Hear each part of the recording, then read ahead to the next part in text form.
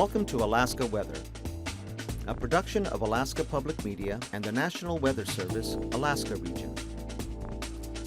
Produced and broadcast daily from the studios of KAKM, Alaska Weather provides complete forecasts, public, marine, and aviation for all of Alaska. Alaska Weather is made possible by the following sponsors. If you're a rural Alaskan resident, consider applying for a seat on one of the Federal Subsistence Regional Advisory Councils by Friday, January 29, 2016. Applicants who have knowledge of the regional subsistence uses, customs, and traditions are needed. Council meetings serve as a forum for regional public involvement in subsistence management. Information at 1-800-478-1456 or email subsistence@fws.gov.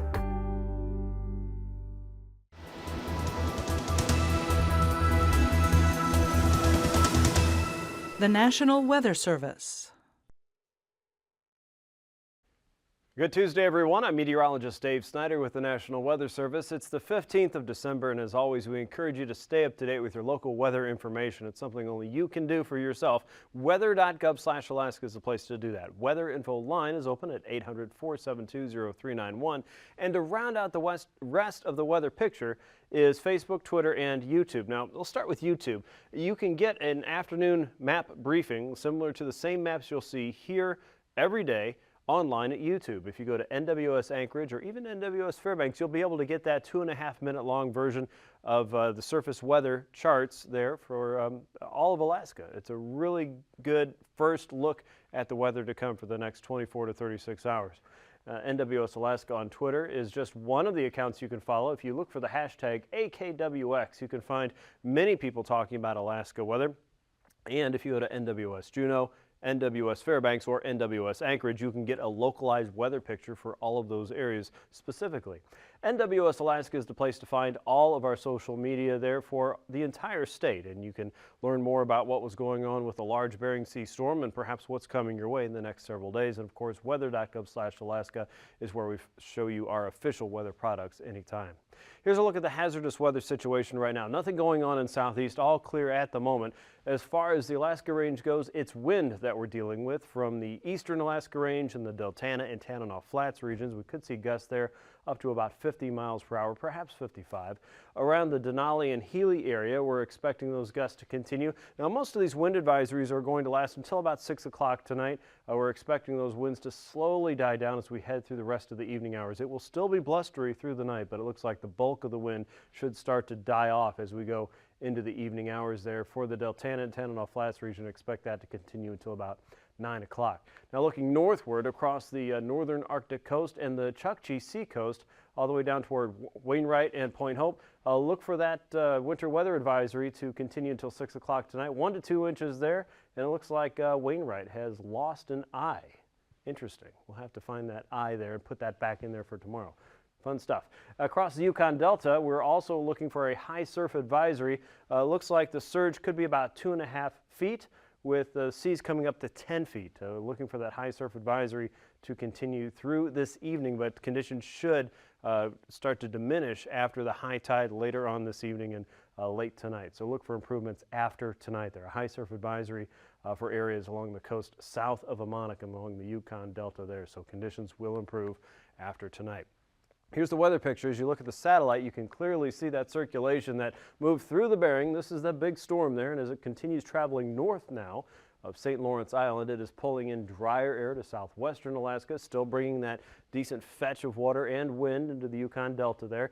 And it's changing the ice conditions there around Shaktoolik. We've seen the water opening up across eastern Norton Sound. A little bit of well, you can see there's some pockets of ice still floating there from the FAA weather cameras. If you want to take a look at that, you'll be able to see from earlier today all the way out toward the island. So some open water there, and the folks in Shaktoolik are going, yeah, we knew that. Well, now everybody else does too. Out across the western and southern Bering Sea, you can see quite a few clouds, but a lot of that is breaking up as drier air is wrapping into the weather picture. One interesting piece, though, if you're in south central Alaska up and down Cook Inlet from Kodiak Island northward today, you probably got a little taste of the tail end of this low pressure system. and a circulation work out of Bristol Bay, up Cook Inlet, and all the way through Anchorage and into the Matanuska and Susitna valleys. That's when the wind came in and the snow squalls flew through. If you thought you heard lightning or thunder earlier today, saw lightning, heard thunder out around Anchor Point, yeah, you probably did. There were a few lightning strikes around Cook Inlet, especially the southern end, earlier today. Out across southeastern Alaska, relatively clear skies, some pockets of precipitation there around Juneau it looked like, but most of that is really going to take a break for a day or two. You can see more cloud cover coming in from the south as that tail end of the disturbance is now bringing in another piece to the southern Gulf. Meanwhile, across the north, cloud cover working across the north slope, tied into the northern fringe of this low pressure system across the Bering Strait, bringing in some snow and wind and at times some blowing and drifting snow across the Arctic coast. Look for those winter weather advisories again to continue until about 6 o'clock tonight. For the southern Seward coast there, including Nome, the winter weather advisory for you could end up with about 5 to 9 inches of snow total. That'll be storm total, but maybe another 1 to 2 inches through the remainder of this evening. So the worst looks like it has passed, but you might encounter just a little bit of freezing rain during that time period. And again, it looks like a lot of that should be wrapping up as we head into the evening and overnight hours, but could be some strong wind gusts in that region as well, as you would expect with a potent storm system there now just north of St. Lawrence Island. Here's a look at the weather map with all the fronts on it, and you can see one of those boundaries sitting just north of the Brooks Range coast, a 976 millibar low there north of St. Lawrence Island, dragging colder air southward. Across south central and western Alaska, 996 millibar low there. Some pockets of showers and thunderstorms earlier there today, and snow squalls again lifting northward. A lot of that has passed through south central Alaska, and there may have been a couple pockets of freezing rain as that moved through. For southeast, a few areas of light rain, but mostly high pressures in charge there at 1,029 millibars, holding back the next wave of clouds. The clouds are gradually going to win more and more after we get past tonight. Still could be a few showers across the region. Look for periods of snow showers around Prince William Sound. A lot more moisture located southward, though, as that system south of Kodiak Islands dropped to about 991 millibars. Periods of rain and snow showers across the Alaska Peninsula. Those will likely mix together. And snow will continue for the Seward Peninsula into the south-facing slopes of the Brooks Range from about Bettles westward toward Ambler. Northward, a little more wind across the Brooks Range and a little bit more blowing snow across the Arctic coast than anything else. Pockets of snow showers there for the upper Kuskokwim as well as the upper Yukon valleys as we go through tonight. For tomorrow, periods of rain and snow showers around the Aleutians as well as St. Paul and St. George, Nunivak Island, and around Bristol Bay. A better chance for snow showers around Bristol Bay. Further south you go toward the mountains and Kodiak Island. It might mix in a little bit more with rain. Low pressures dropping to 972 millibars, and still the best chance of precipitation is a little bit outside of reach for southeastern Alaska. Watch for some areas of light rain and snow to mix around Yakutat. Prince William Sound has a better chance of seeing decreasing visibility and lowered ceilings there, so that includes Portage Pass. You'll still see an opportunity for some snow across the mountains for the most part around south central and the Kenai Peninsula as well as the Alaska Range. Snow showers for the interior as well as the Kotzebue Sound region as low pressure continues to work northward into the Chukchi Sea. Low pressure sitting across the Arctic coast will continue to draw some of the stronger winds across the eastern Beaufort Sea coast, but watch for that to diminish as that wave continues trekking northward and filling into about 1,004 millibars by Thursday. So back to the Gulf, 972 millibars by Thursday afternoon. The frontal boundary is banking right up against the northern and western coast of the Gulf. That's going to bring a better chance for precipitation in the southeast, and it's going to bring the winds up as well. So Thursday, you're going to see a pretty big difference in how the wind is moving around in southeast, and that could extend all the way into the northern Gulf. So if you're planning to fly, if you're planning to head out, Thursday is going to be a choppy day and a blustery day, especially in the inner coasts and across the northern Gulf Coast into Prince William Sound.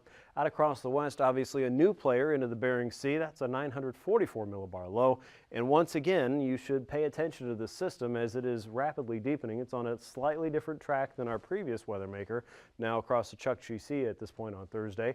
But as this swings through, it is going to bring some gusty winds once again through the central and eastern chain. And once again, all interests across the southwestern coast, especially the YK Delta and northward, should be paying attention to the impacts from this as we go into Friday, Saturday, and Sunday. So again, don't let your guard down. Now's a great time to just make sure that you've got batteries in the weather radio and your Marine VHF is tuned in and you can get your weather because, again, you may have a warning or some type of alert that will alert you to changing weather conditions for your village and community. For this afternoon, temps across southeast stayed in the 30s and 40s. Not a bad day at all. It was about 37 around Sitka and mid to upper 30s for the capital city. About the same there on the southern end around Ketchikan, Craig, Klawock, and Annette. Lower 40s down to Haida Gwaii.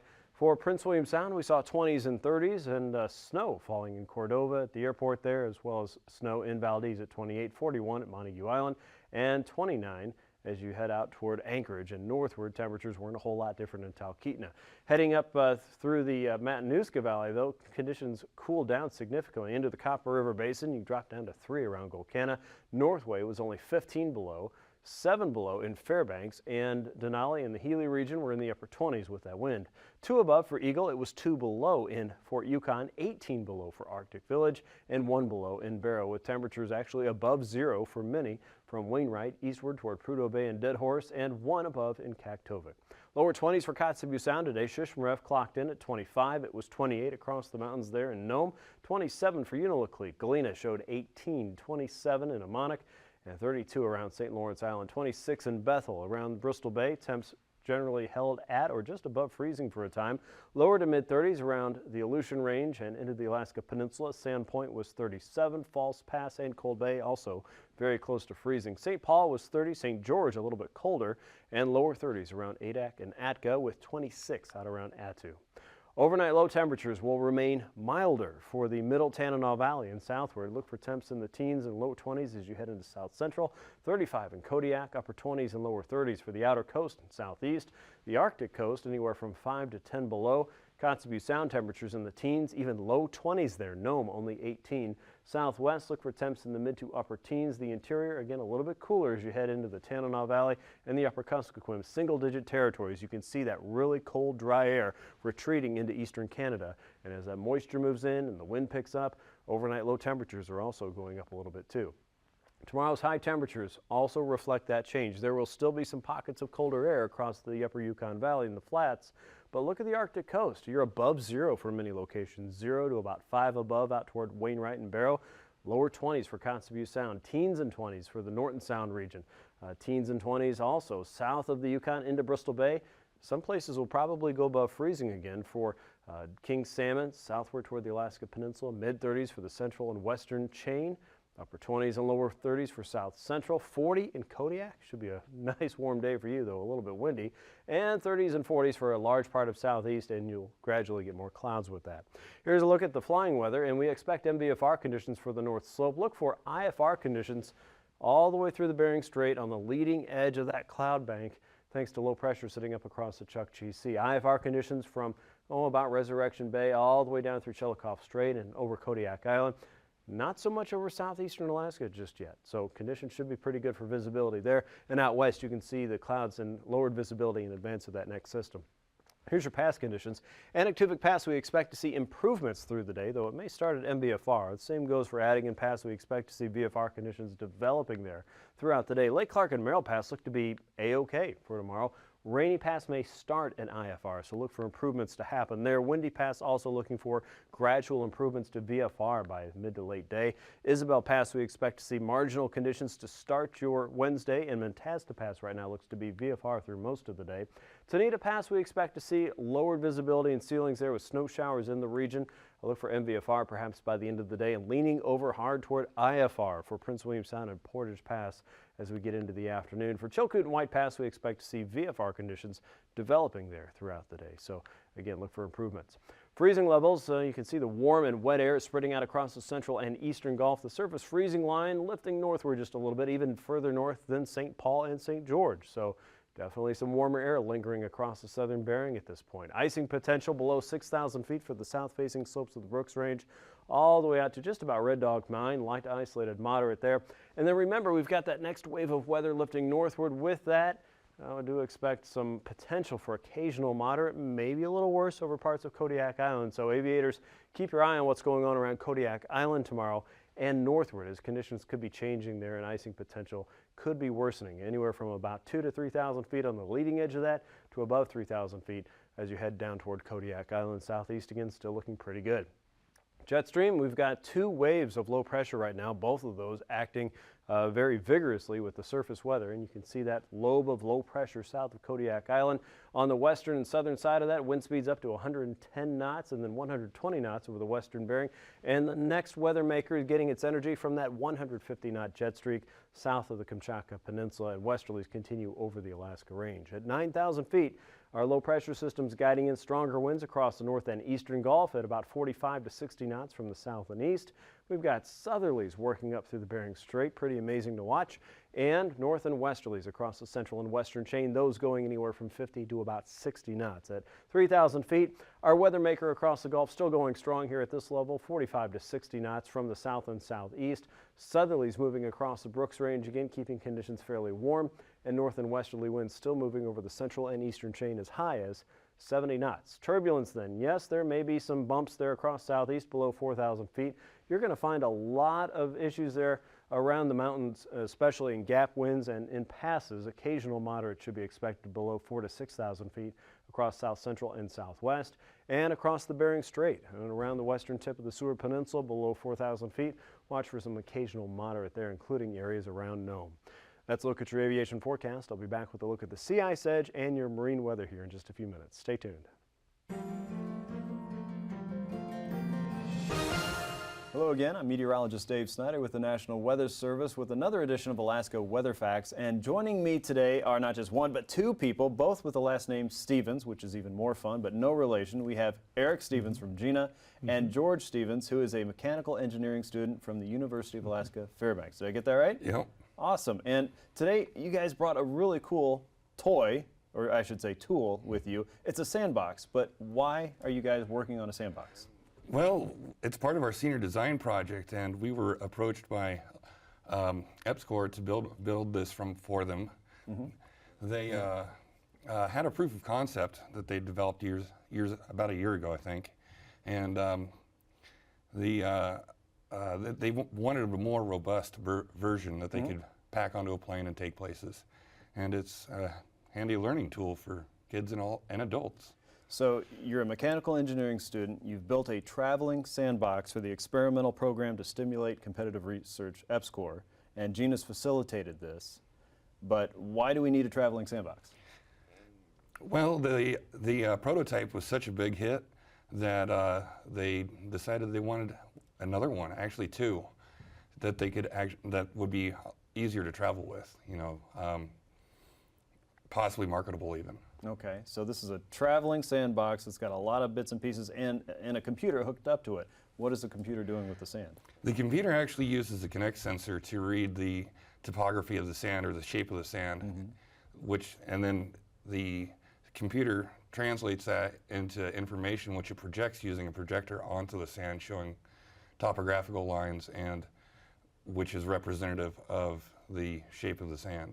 Okay, so this is a live mapping tool? Yeah. It's interactive. As you're moving your hands through it, it is actively following and changing the lines to fit what you're doing. That sounds like something I could have in my backyard. Yep. It'd be a lot of fun. So you guys had to change the design a little bit to make this more Alaska-fied, right? Yeah, yeah. Okay, how'd you do that? Well, the original was made out of basically lumber and Simpson strong tie type stuff, and we rebuilt it to make it lighter and basically more transportable. We can pack it down to a fairly small size, and it can be loaded onto a plane and flown anywhere in the state. Which you guys did today. And you have plans to take this in other places of Alaska, right? Yep, we're actually going to be headed down to Homer with it later today. Okay, very good.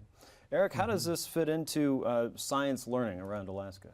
Well, you know what? I think it is a tool and it is a toy. And it brings out a smile from an 8-year-old and the smile from a 48-year-old with that inner 8-year-old wanting to get out. The sandbox, it's an interactive learning tool that teaches us how topography in the 3 dimensions is related to, say, a 2-dimensional map. More about that later. Just like George was saying, it's got a Kinect sensor, not just for video games anymore.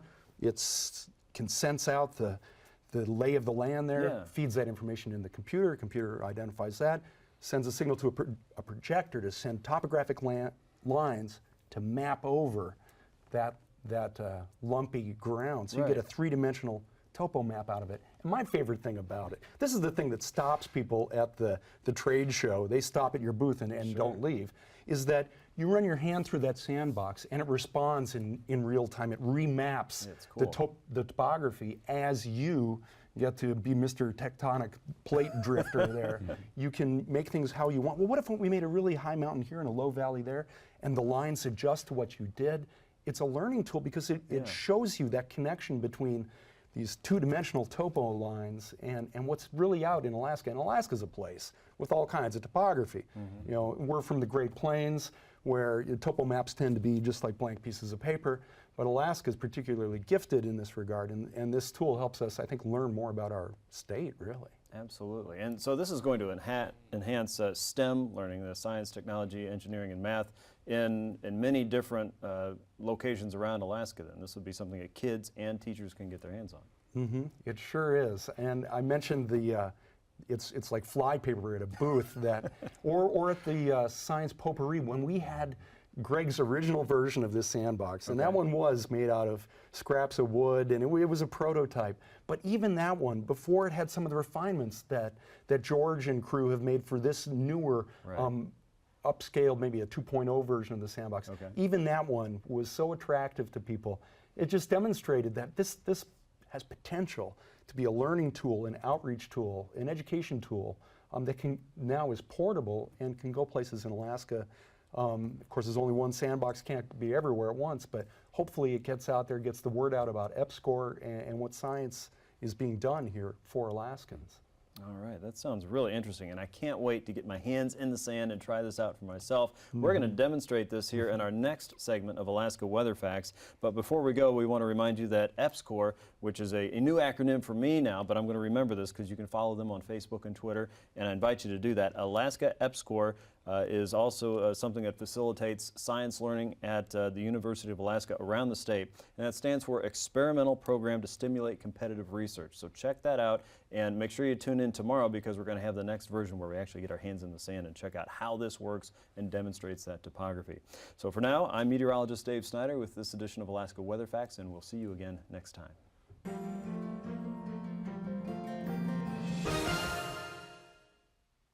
As expected, the Big Bering Sea low chopped up some of the ice here across southwestern Alaska. In fact, pushed a lot of that up onto the coast. So a lot of changes here all the way from Macoriuk and Etolan Strait all the way south and west to some of the capes. So don't be surprised if you continue to see some changes there thanks to the grinding waves and the south and westerly winds. It's a little bit warmer than it has been in several days. And there's that lead we were talking about there. Very close to Shaktoolik and out toward the island, about 14 miles of somewhat open water, maybe more open than it will be for the next couple days as conditions start to cool down once again. So watch for a lot of changes there, especially near the coast, and then once the wind sets up and the colder air starts to drop back in, changes will return in the colder fashion.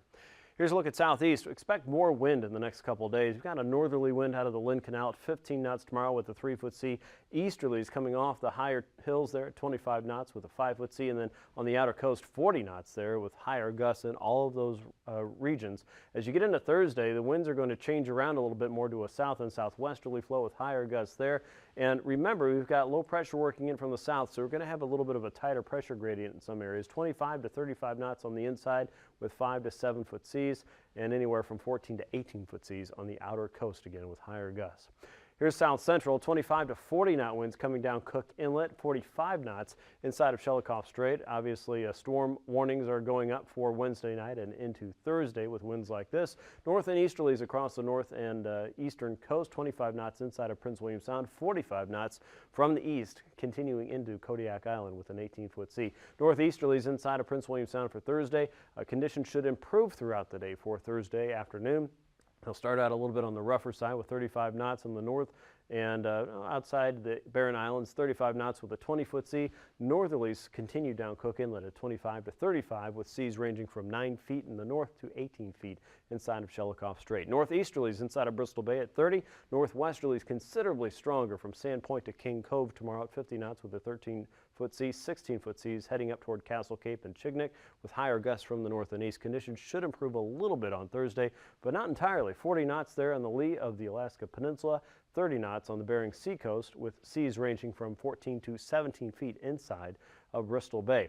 As we get into Wednesday, look for a broad westerly flow sweeping over the Aleutian Chain, all around 30 knots or so, ranging from 12 feet in the west to about 9 to 10 feet in the east, and 10 to 13 foot seas along the Pacific coast. As we get into Thursday, though, that next wave of low pressure is already across the western Bering, and you'll see winds come up to 50 knots across areas west of Adak towards Shemya, with 27 to 28 foot seas and higher gusts there, 30 to 45 knot winds across the Bering Sea coast from Unalaska to Adak, and 35 to 50 knot winds on the Pacific coast side, with 13 to as high as 24 foot seas there south of Adak and Etka. Higher gusts should be expected. Now, as we get across the west and the Bering Sea coast, look for lighter winds north of Nunavak Island out towards St. Matthew around 50 knots. Stronger southerlies continue over St. Lawrence.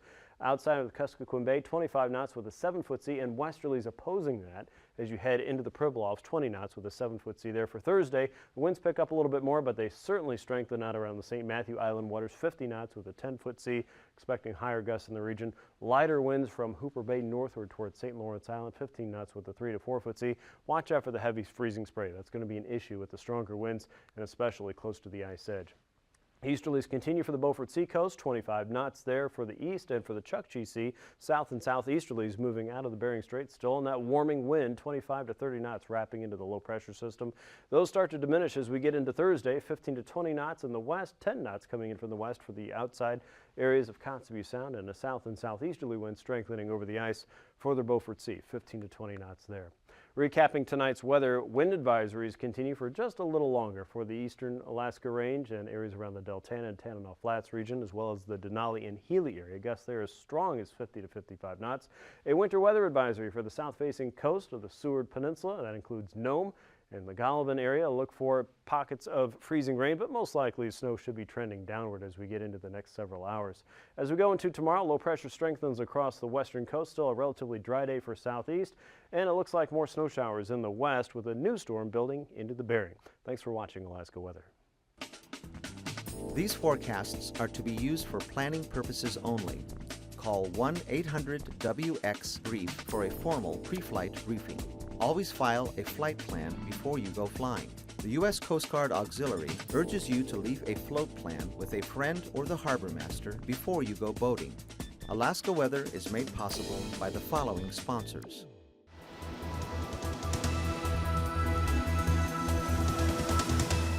The National Weather Service. Find a living in fisheries. The UAS Fisheries Technology Program offers online study from anywhere in Alaska, plus labs and workshops in many Alaska towns.